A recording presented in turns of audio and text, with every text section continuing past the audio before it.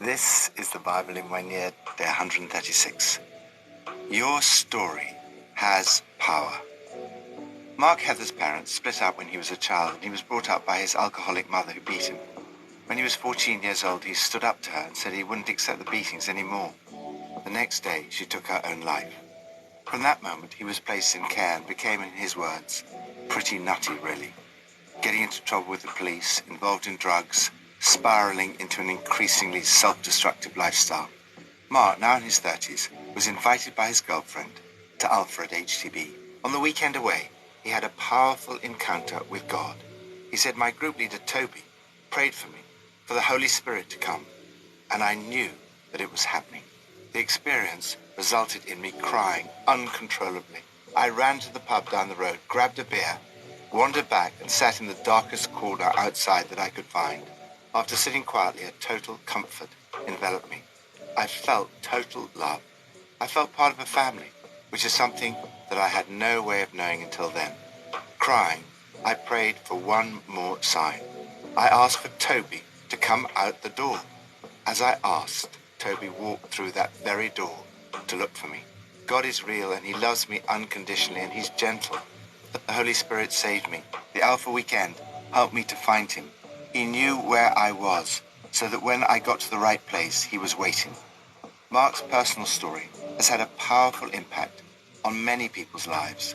Your story may not be as dramatic as Mark's, but everyone has a story. Whether you were brought up as a Christian, or whether you've only been a Christian for a few hours, your story has power. From Proverbs 12. A person is praised according to their prudence, and one with a warped mind is despised. Better to be a nobody and yet have a servant than pretend to be somebody and have no food. The righteous care for the needs of their animals, but the kindest acts of the wicked are cruel. Those who work their land will have abundant food, but those who chase fantasies have no sense. The wicked desire the stronghold of evildoers, but the root of the righteous endures. Evildoers are trapped by their sinful talk, and so the innocent escape trouble. From the fruit of their lips people are filled with good things, and the work of their hands bring them reward. The way of fools seems right to them, but the wise listen to advice. Fools show their annoyance at once, but the prudent overlook an insult. An honest witness tells the truth, but a false witness tells lies. Tell your story authentically. The Proverbs for today cover many different subjects, from taking care of animals to overlooking insults rather than showing our annoyance at once. Fools have short fuses and explode all too quickly. The prudent quietly shrug off insults. There is one proverb that is specifically on today's theme. A truthful witness gives honest testimony. This, of course, has implications for witnesses in court. But also, all of us are witnesses in the sense that we're all in a position to testify about Jesus.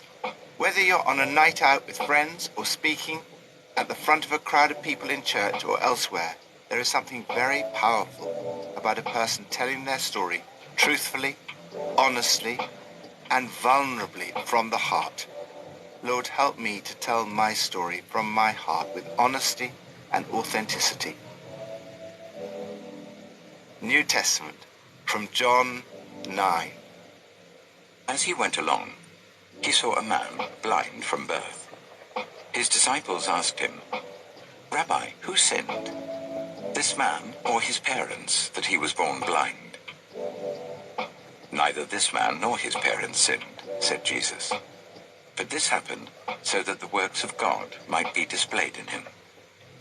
As long as it is day, we must do the works of him who sent me.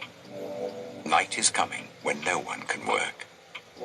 While I am in the world, I am the light of the world. After saying this, he spat on the ground, made some mud with the saliva, and put it on the man's eyes. Go, he told him, wash in the pool of Siloam. This word means sent. So the man went and washed, and came home, seeing. His neighbors, and those who had formerly seen him begging, asked, "Isn't this the same man who used to sit and beg?" Some claimed that he was. Others said, "No, he only looks like him." But he himself insisted, "I am the man." "How then were your eyes opened?" they asked.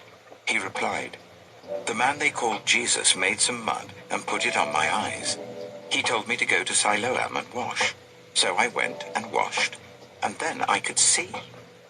"Where is this man?" they asked him. "I don't know," he said. They brought to the Pharisees the man who had been blind.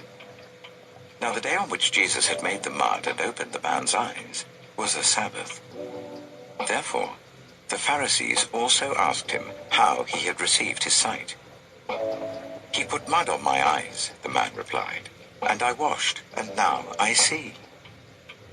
Some of the Pharisees said, "This man is not from God, for he does not keep the Sabbath." But others asked, "How can a sinner perform such signs?" So they were divided. Then they turned again to the blind man. "What have you to say about him? It was your eyes he opened." The man replied, "He is a prophet." They still didn't believe that he had been blind and had received his sight until they sent for the man's parents. "Is this your son?" they asked. "Is this the one you say was born blind? How is it that now he can see?" "We know he is our son," the parents answered, "and we know he was born blind. But how he can see now or who opened his eyes, we don't know. Ask him, he's of age. He'll speak for himself." His parents said this because they were afraid of the Jewish leaders, who already had decided that anyone who acknowledged that Jesus was the Messiah would be put out of the synagogue. That was why his parents said, "He is of age, ask him." The second time they summoned the man who had been blind. "Give glory to God by telling the truth," they said. "We know this man is a sinner." He replied, "Whether he is a sinner or not, I don't know. One thing I do know, I was blind, but now I see." Then they asked him, "What did he do to you? How did he open your eyes?" He answered, "I have told you already, and you did not listen. Why do you want to hear it again?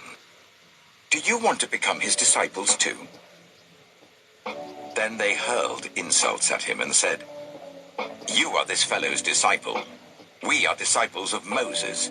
We know that God spoke to Moses, but as for this fellow, we don't even know where he comes from." The man answered, "Now that is remarkable. You don't know where he comes from, yet he opened my eyes.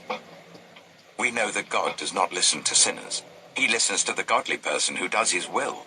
Nobody has ever heard of opening the eyes of a man born blind. If this man were not from God, he could do nothing." To this they replied, "You were steeped in sin at birth. How dare you lecture us?" And they threw him out. Tell your story persistently. I love the story in today's passage about the man born blind. First, Jesus expressly rejects the automatic link between sin and suffering. The Pharisees assumed that the man was blind because he had been steeped in sin at birth. Even Jesus' disciples asked the question that every culture asks: why is someone born with disability? Whose fault is it, this man or his parents? Jesus tells them that they're asking the wrong question. He replies, "Neither this man nor his parents sinned, but this happened so that the work of God might be displayed in his life." Jesus heals this man through his words and his touch. He touches him with deep love and respect. The miracle causes much excitement. Those who know the blind man begin to discuss the matter. We see how it's always possible to attempt to explain away miracles of healing. When the blind man's eyes were opened, his neighbors and those who'd formerly seen him begging asked, "Isn't this the same man who used to sit and beg?" Some claimed that he was. Others said, "No, he only looks like him." We see the danger of getting caught up in religious minutiae and missing the whole point. When the man gave his testimony of healing, some responded, "This man's not from God. He doesn't keep the Sabbath." This man simply tells his story over and over again. He does not have the answer for all their complex questions. However, he gives the best answer that you can give when you're asked questions to which you do not know the answer. He simply says, "I don't know." What I love most is his answer when he finally gets frustrated by all their skepticism and cynical questioning. He tells them he doesn't know the answer to all their questions. "But one thing I do know, that whereas I was blind before, now I see." As his eyes are opened, so too are his heart and his mind. He begins by knowing the man they call Jesus. Then he sees him as a prophet from God. Finally, he believes he is the Son of Man and worshipped him. This is the power of the testimony. It is an almost unanswerable way of dealing with objections. Before I was like this, and now I'm like this. This is the difference that Jesus has made to my life. Telling your story is still one of the keys to communicating your faith in the modern world, as it was here in the New Testament. Lord, thank you for the power of the stories of those who say, "I was blind, but now I see." May there be many more who can testify about encountering you, having their eyes opened, and being healed. Old Testament from Ruth 1 and 2. In the days when the judges ruled, there was a famine in the land. So a man from Bethlehem in Judah, together with his wife and 2 sons, went to live for a while in the country of Moab. The man's name was Elimelech. His wife's name was Naomi. And the names of his 2 sons were Mahlon and Kilion. They were Ephrathites from Bethlehem, Judah, and they went to Moab and lived there. Now Elimelech, Naomi's husband, died, and she was left with her 2 sons. They married Moabite women, one named Orpah and the other Ruth. After they lived there about 10 years, both Mahlon and Kilion also died, and Naomi was left without her 2 sons and her husband. When Naomi heard in Moab that the Lord had come to the aid of his people by providing food for them, she and her daughters-in-law prepared to return home from there. With her 2 daughters-in-law, she left the place where she had been living and set out on the road that would take them back to the land of Judah. Then Naomi said to her 2 daughters-in-law, "Go back, each of you, to your mother's home. May the Lord show you kindness as you have shown kindness to your dead husbands and to me. May the Lord grant that each of you will find rest in the home of another husband." Then she kissed them goodbye, and they wept aloud and said to her, "We will go back with you to your people." But Naomi said, "Return home, my daughters. Why would you come with me? Am I going to have any more sons who could become your husbands? Return home, my daughters. I am too old to have another husband. Even if I thought there was still hope for me, even if I had a husband tonight and then gave birth to sons, would you wait until they grew up? Would you remain unmarried for them? No, my daughters. It is more bitter for me than for you, because the Lord's hand has turned against me." At this, they wept aloud again. Then Orpah kissed her mother-in-law goodbye, but Ruth clung to her. "Look," said Naomi, "your sister-in-law is going back to her people and her gods. Go back with her." But Ruth replied, "Don't urge me to leave you or to turn back from you. Where you go, I will go, and where you stay, I will stay. Your people will be my people, and your God, my God. Where you die, I will die, and there I will be buried. May the Lord deal with me, be it ever so severely, if even death separates you and me." When Naomi realized that Ruth was determined to go with her, she stopped urging her. So the 2 women went on until they came to Bethlehem. When they arrived at Bethlehem, the whole town was stirred because of them, and the women exclaimed, "Can this be Naomi?" "Don't call me Naomi," she told them. "Call me Mara, because the Almighty has made my life very bitter. I went away full, but the Lord has brought me back empty. Why call me Naomi? The Lord has afflicted me. The Almighty has brought misfortune upon me. So Naomi returned from Moab, accompanied by Ruth the Moabite, her daughter-in-law, arriving in Bethlehem as the barley harvest was beginning.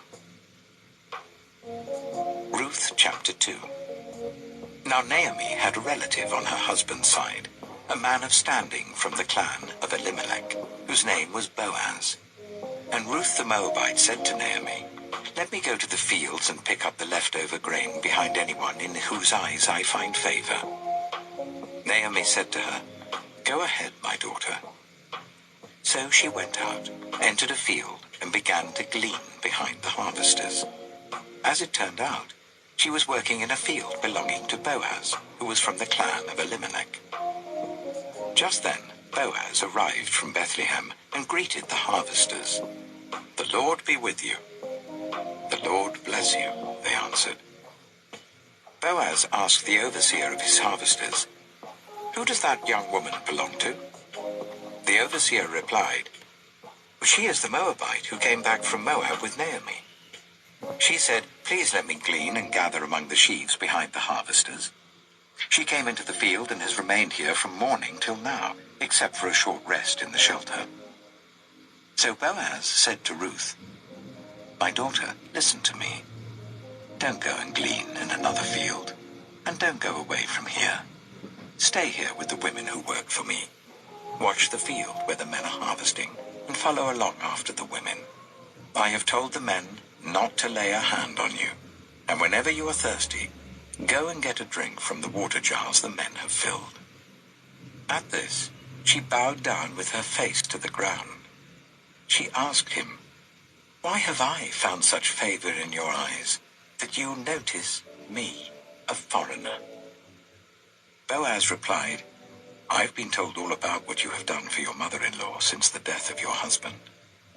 How you left your father and mother and your homeland and came to live with a people you did not know before.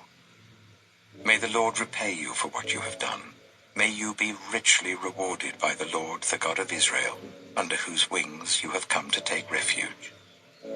May I continue to find favor in your eyes, my Lord," she said. "You have put me at ease by speaking kindly to your servant, though I do not have the standing of one of your servants." At mealtime, Boaz said to her, "Come over here, have some bread and dip it in the wine vinegar." When she sat down with the harvesters, he offered her some roasted grain. She ate all she wanted and had some left over. As she got up to glean, Boaz gave orders to his men, "Let her gather among the sheaves and don't reprimand her.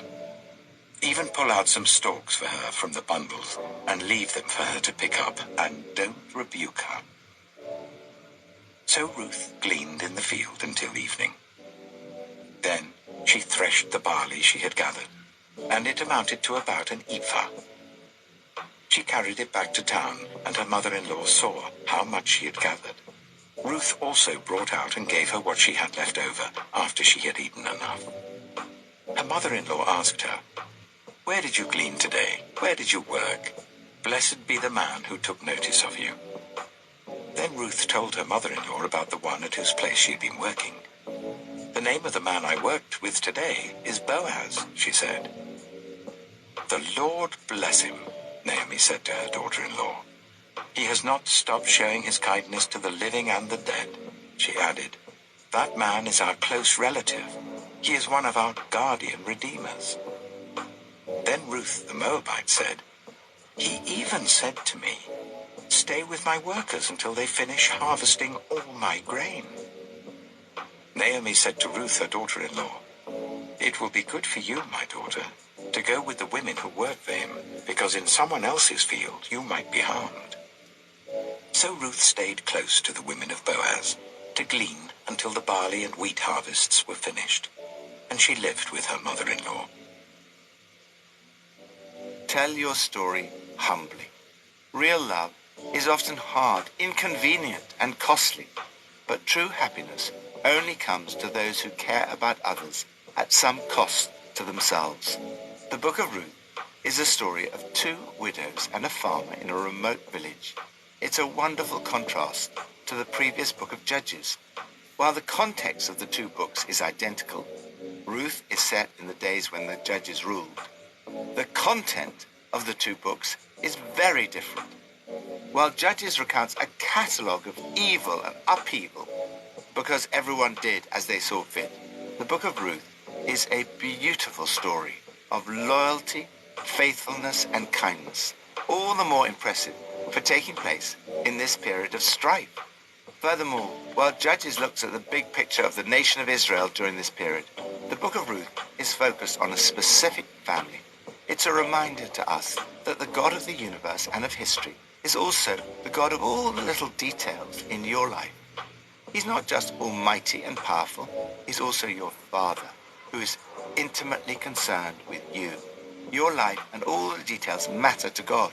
Your life counts. The book of Ruth reminds us of God's care, provision, and faithfulness in the little pieces of our life. Naomi was more concerned for Ruth than for herself. Naomi wanted Ruth to return home so that she might have a better chance of remarrying. And Naomi is prepared to lose Ruth for the sake of Ruth's happiness. Ruth's love for Naomi was equally unselfish and self-giving. She's quite prepared not to get married again.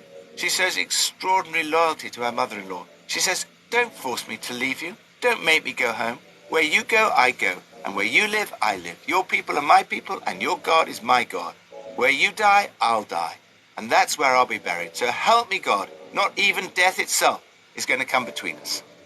Boaz was also a God-fearing person.